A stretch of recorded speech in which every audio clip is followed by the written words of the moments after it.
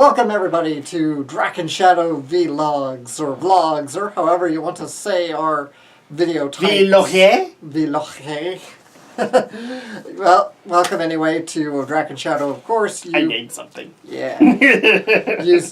As the video says, as the title says, it's June, so we're about halfway through the year now. Happy summer, everybody. Happy summer. It's summer, although it's hard to believe because I feel like we had winter and now we just have summer. We didn't have spring. And remember, like, this week is kind of our calm before the storm because we're recording this and literally next weekend is E3. Yeah. So we'll be bouncing back into busyness. Yep. So this was actually fun to be able to go and see Wonder Woman and then record this. Yeah, so. we just saw Wonder Woman and we made our vlog for that, and now. And for the record, people, if you took my review as saying I like it. Actually, it's the best of the DC Cinematic Universe I've seen so far. Yeah. That's a lot. That's saying a lot. The DCU's looking a little brighter now.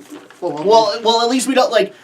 We have a couple of chinks in the armor, but now we have this sheen for a little while. Unfortunately, we're not going to get. I think next up is Justice League, so we aren't going to get Flash. But yeah. Yeah. So at least we have a diamond in the rough. So far, yeah. All right. So there you go. Those are quick, once again, thoughts on Wonder Woman. We both liked it. Yeah. So, and It was enjoyable. Yep. It was. So, but as we said, we're halfway through the year. So what we like to do, of course, is come back about this halfway point and kind of think about everything we've seen up to this point and start naming sort of our preliminary list of what we think are the best or worst movies so far this year. Now, just to quickly correct, the last few times that we've done this, it's been the end of June when we do this movie. But here's the thing. This is, I think, pretty much it for June for us. You have one more movie, but I don't, because you guys haven't given us 100 subscribers yet and recommended that. So it's probably just better for us to do it this way. So if people are going to say, like, technically this isn't the halfway year, this is as close as we're going to get. So there you go. It's 6 out of 12. Basic mathematics says half. Yeah. I can't even do math, and I can tell you that. It's like physics with science. With science. So just to give a quick overview for people who have not seen these episodes before, basically what we're going to do is we're going to give you the worst movie that we've seen thus far. So like we eventually will do this in December, and you guys can check out to see if our opinions changed. But we'll give you our worst. We will give ourselves an honorable mention, and then we're going to give you our top 3 movies so far for 2017. So there you go. Yep. So we covered it all. Yep. So let's start with the shite, so to speak. Alex, what was the worst movie so far that you've seen for 2017? This probably shouldn't come as too much of a surprise, given I just put up the vlog like a couple weeks from this video ago, but it would be Alien Covenant. I saw it. I saw you had issues with it, but I'll admit I was questioning. I was like, I don't get it. Don't get if I hated it, didn't get what? I haven't seen an Alien movie, so I don't know how to make that work. Yeah, so maybe if people get us to 100 subscribers, I will see them. Yeah, and then we can play Isolation. Well, right now, I think we're just agreeing to the movies, because the movies are already going to be an undertaking. Yeah, I still would like to do Isolation, because I watched Markiplier play it. It looked fun. I'm not against it. Yeah, so get us to 150 subscribers and we'll do it. You see, I'm actually adding numbers there. There we go. So, Alien Covenant, the biggest mistake of this movie was it still tried to tie itself to Prometheus. And the problem with Prometheus already was Prometheus couldn't decide if it was an Alien prequel or not. And Prometheus is a whole nother matter entirely. That's a video unto itself, but this movie was just bad.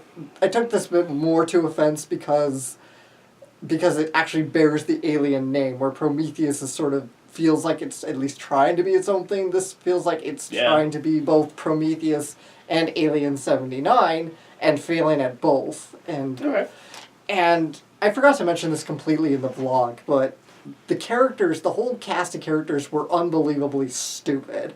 I don't mean like bad actors. I mean the performances weren't anything special. Even Michael Fassbender? You know, it's not Guys, not we too loved much, it as Magneto, but obviously we didn't see Assassin's Creed, so...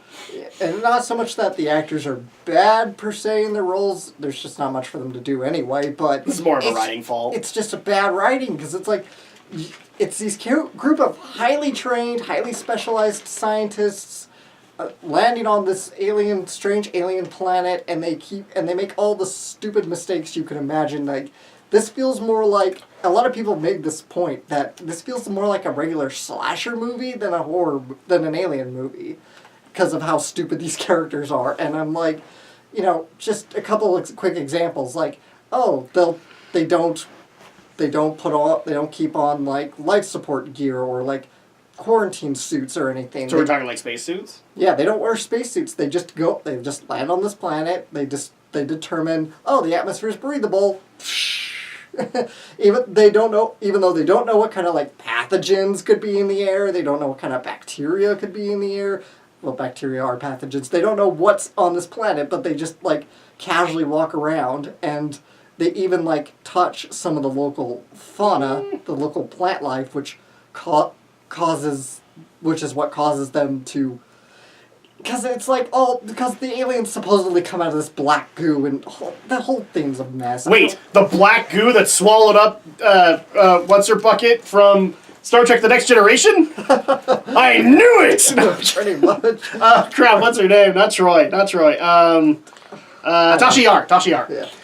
To put it simply, it's like the movies are trying to lay out like the origin of how the xenomorphs come out, and basically these xenomorphs are born from like this kind of strange biological substance, which in turn mutates and thus creates the xenomorph species that we know. See, and I just took that whole thing as xenomorphs come from pure evil. Pretty much. Yeah, okay. It's just like, and I'm like, it's so unbelievably terrible, and you know, and then I'm watching Michael Fassbender exchange one-liners with himself because he's playing an android, so there's multiple versions of him, basically. Oh, jeez. There's one called David, and then there's one called Walter. And, so he's basically his own hive mind? yeah, right, pretty cool. much. And like watching him do combat martial arts, and I'm like, and I'm just thinking, Ridley Scott, you're trying to convince me this is set in the same universe as Alien from 1979. You're not doing a good job. This looks... He'd probably have a better job convincing me, and I've not seen a single Alien movie,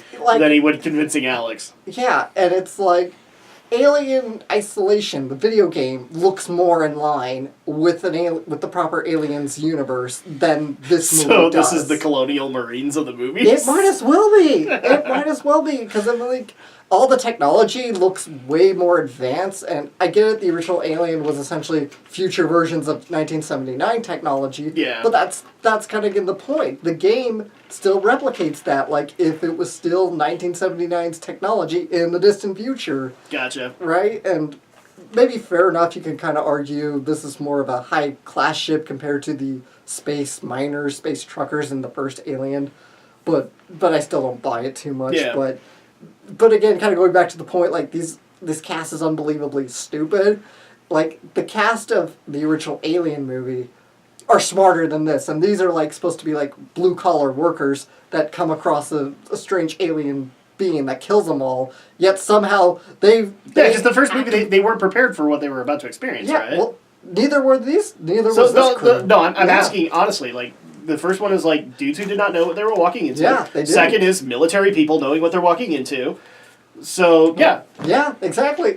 But even these scientists, like this group of highly trained scientists, somehow know less and somehow are way worse at dealing with a crisis than a bunch of blue collar workers on a spaceship.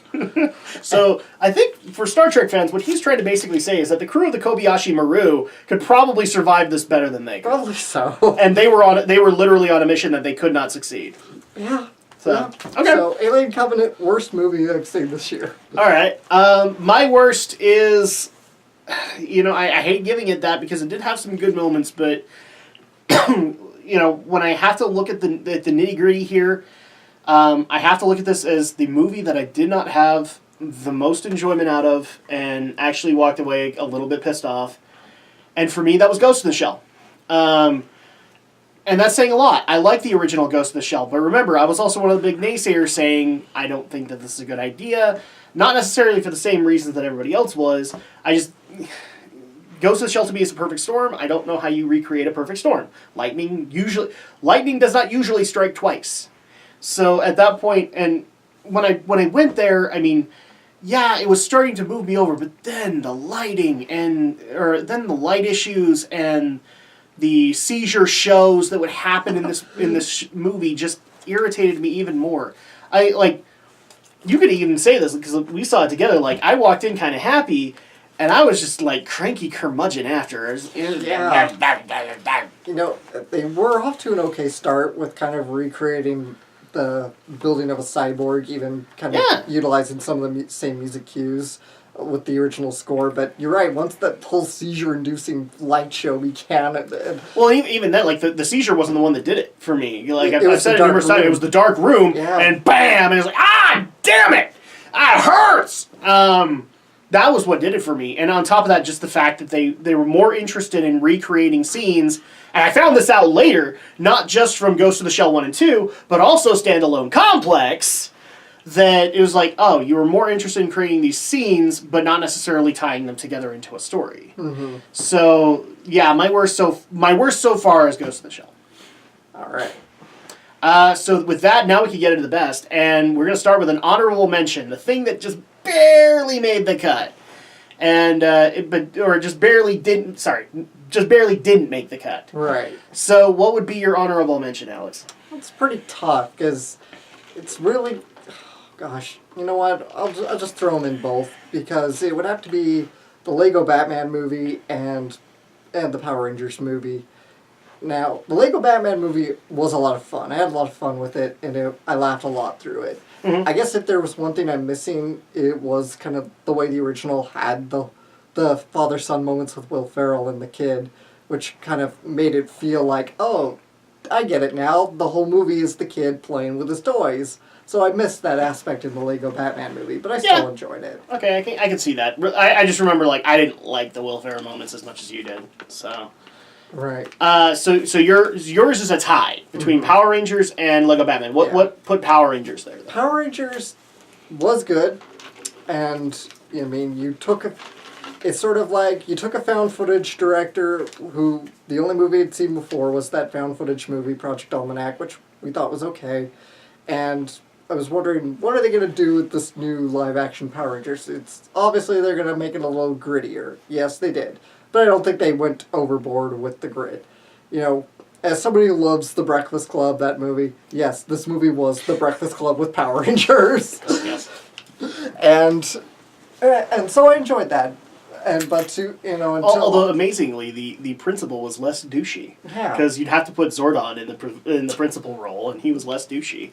So there you go. Very much. So, but to Aldo's point as well, where it's sort of like it's good, but it's also kind of a mediocre first installment with the hopes of making really good sequels. So I hope somebody wanted to see a little more action sequences with the Rangers morphed, and maybe a little more Zord action, but. It was at least enjoyable, and it could have been so much worse as far as Power Ranger movies go. Okay.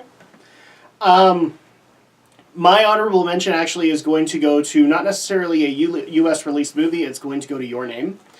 And the main reason being is that while I did enjoy myself, and here that's saying a lot considering that I do consider this basically a rom-com. And I'm not usually a guy who enjoys romantic comedies or comedies in general just because I like smart humor. I would dare say that Your Name has smart humor in it, and it actually plays it really, really well. But as people have seen like in past videos, and if not, you guys can look it up, did Your Name move me? Yes. The problem is that in a lot of cases it moved me to frustration because I wanted things to happen quicker than the plot was going to allow. So I'm not necessarily going to fault the movie for that, but there were movies out there this year that I think that moved me a lot more than Your Name did. But I'm at least going to give Your Name freaking credit because I have not enjoyed a rom-com in like 5, 6 at least years, and this was the first one. Still don't know why you call it a romantic comedy. It feels like a romantic comedy to me. Yeah, okay, whatever. But, okay, so your name. Anything else you want to add? Nope, that's it. Okay. So now we get into the actual countdown here. So Yes. starting at number 3. This was a pretty tricky one. It's kind of been up and down between the two, but I'm going to probably actually put on Wonder Woman. Okay. You know, I don't know if maybe it's just the bliss of just walking out of the movie not long ago, but it is, I think, the brightest spot the DCU's had so far. No, I'll give you that. Because where Man of Steel was, and Batman v Superman was, what is this? More like, what the hell is this? Yeah. What the fuck is this? Yes. Jeez. And maybe excluding any of the earlier Suicide Squad was, I liked Suicide Squad, but again, I have to agree with Sky Portal cliche that we had to fall into like every other friggin' superhero movie now. Well, but the Suicide Squad's credit, a part of that also was like the Guardians of the Galaxy. What? Is that really happening? So True. Yeah. But Wonder Woman, I think, I guess to me this would be my Iron Man. The way Iron Man got me to start falling in love with the MCU after the kind of mediocre attempts with the Hulk movies before it. And I didn't see Captain America at that point until much more recently. You caught up, yeah. Yeah, so this would probably be the Iron Man to get me to start loving the DCU. Alright. I'll give you that. My number 3 is going to be a little bit shocking to people, and that is, it is going to be... So I find it funny, you brought up the one that you solo vlogged as your worst, and my number 3 is going to be Beauty and the Beast. The one that I solo vlogged. But I want to point something out. Making my number 3, I think, is a highlight. Because there were so many other movies that I could have put in there that I'd already gone through. But I was literally walking in the negative for this movie. I was really worried because it was such a huge like an all-star cast. And my experience with live-action Disney movies was roughly Maleficent. And I was really worried, okay, Maleficent sucks. Granted, I've seen the arguments for Cinderella, but then I saw the trailer for Pete's Dragon and was really disappointed. I was walking in the negative here. I was not expecting a whole lot. And I got so much more than I actually bargained for. So, because at that point I got, contrary to a lot of people's opinions, I liked the Beast. I like the actor that played him, and I like the backstory that we got for him. I actually like that they did try to show a relationship starting to form. I'm not saying the animated movie didn't do that, but this just added onto it. But it did have some glaring problems. To me, one of those was, and it's nothing against, not Emma Watson, Emma Thompson. It's nothing against her, but Angela Lansbury will always be Mrs. Potts to me, kind of thing. I love her rendition of Beauty and the Beast. I'm not saying Emma Thompson did bad. I just don't... I like Angela Lansbury more. And, again, I'm going to stick with my argument, which I have been getting crap for, was Ian McKellen as Cogsworth, and it's simply... And I'm going to state it once again, everybody. Why do you bring Ian McKellen onto a movie? You bring him on because of his amazing presence when he enters a scene, or because of his amazing freaking voice when he tries to deliver lines. Both of which, in this movie, he did none. He did not have presence, he was a CG character, and B, you didn't even give him enough lines for us to be able to get that booming, awesome voice. He was cut out so many times. So, I love the fact that people got, like, Ian McKellen was great in here, but Ewan McGregor absolutely sucked! And I actually believe Ewan McGregor was one of the better highlights of the film, for me, as Lumiere. Because at that point, he was going into Jerry Orbach's role, and, well, Jerry Orbach passed away. So I'm saying that this is a highlight. This did more than I actually expected it to do. It made me actually excited for another live-action Disney movie. And I'm saying that's a good thing. So there you go. That's my number 3. All right. Let the controversy roll in the comments. So we're at number 2 now? Number 2. All right. So my number 2 would be Silent Voice, which I just vlogged and reviewed on my channel. So this is a shameless plug for that. But But, you know, and also, We don't appreciate shameless plugging, by the way. Get us to 200 subscribers, because I've already done 100 and 150. 200 subscribers. Right, so I think pretty much recall saying this way back 2015 at our end of year Geek News podcast, where I was already looking forward to the movie when because it was first announced back then. So it's been like 2 years. I've been waiting for the movie for a good 2 years because I had a lot of interest in it. Kyoto Animation, which I love their animes. I love all their anime stuff. Naoko Yamada, because I am a huge K-On! Fan. That much is true. And I also like Tamako Market, which she also directed.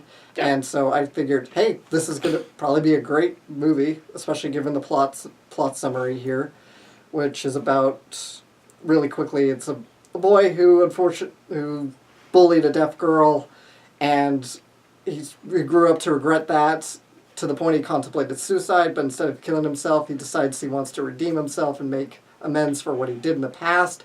And the whole movie comes together as a really poignant and very sweet and very gentle story of finding redemption, finding forgiveness, and finding love among two youths together. And what a great movie it was. I absolutely loved it. It was well worth the wait.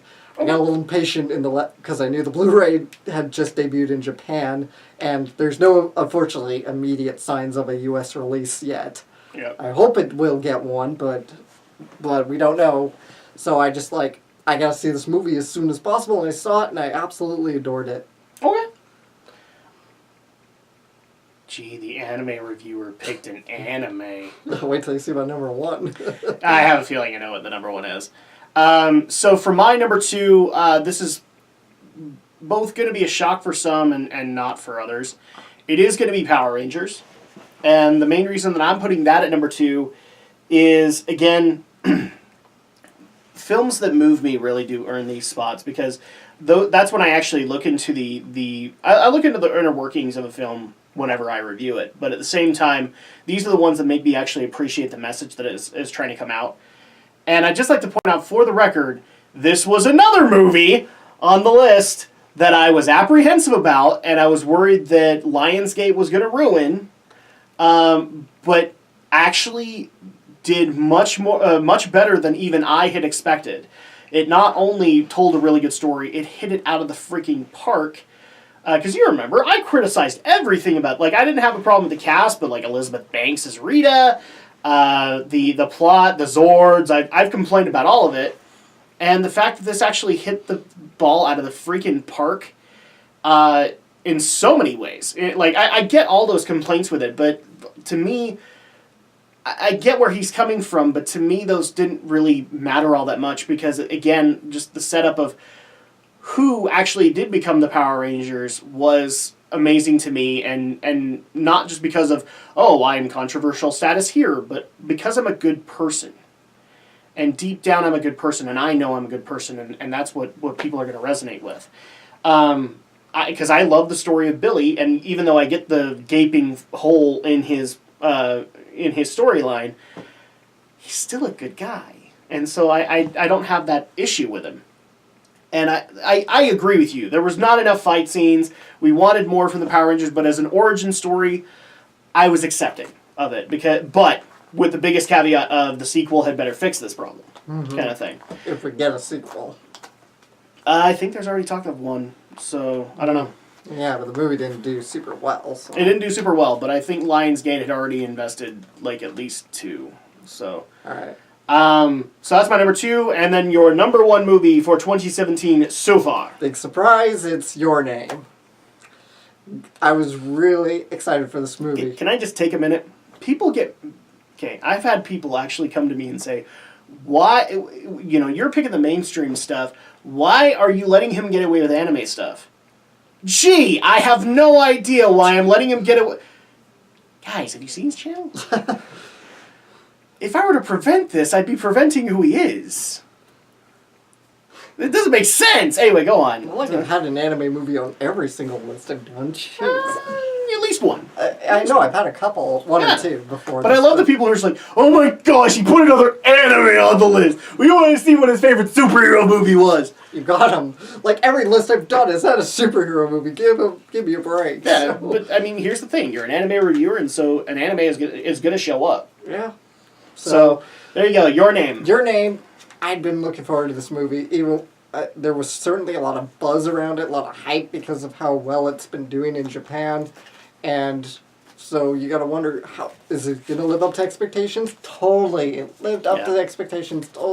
Amazing. I mean, I've already been a fan of the director, even though I haven't seen some of his more recent work. Shame on me, but I've been a fan of the director for a while, and so I figured I was going to get a good movie, but I didn't expect it to be this good.